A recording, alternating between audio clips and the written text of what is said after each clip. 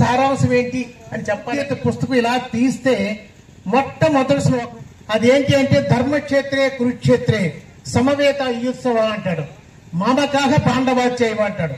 ఇది చాలు. అంటే భగవద్గీత ఎందుకు మనకు అవసరం, దానికి పరిష్కారం ఏంటి? ఈ రోజు ఈ సమాజంలో ఉన్న సమస్య అందులోనే ఉంది, పరిష్కారం ఆ ఒక్క శ్లోకంలోనే ఉంది. సమస్య ఏంటంటే ధర్మక్షేత్రే కురుక్షేత్రే సంవేత యుత్సవ అంటూ మామకాహ పాండవాచ్యవ అంటాడు. అది సమస్య. అసలు ఈ సమాజాన్ని ఈ రోజుకి పట్టి పీడిస్తున్న సమస్య ఏంటంటే ఇది ధృతరాష్ట్రుడు మొట్టమొదట సంజయుడిని అడుగుతాడు.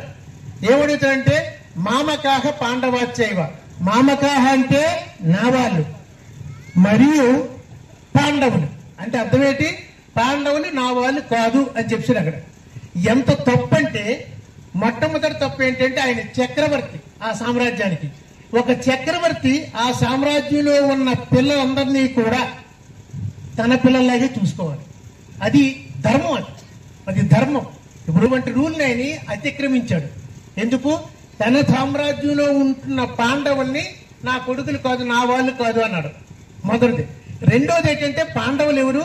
ధృతరాష్ట్రుడి తాలూకా సోదరుల పిల్లలు.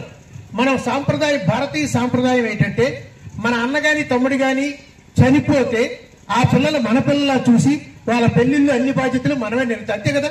మన తమ్ముడి గాని అన్నగాని చనిపోతే వాళ్ళ పిల్లలు మనమే చూసుకుంటాం.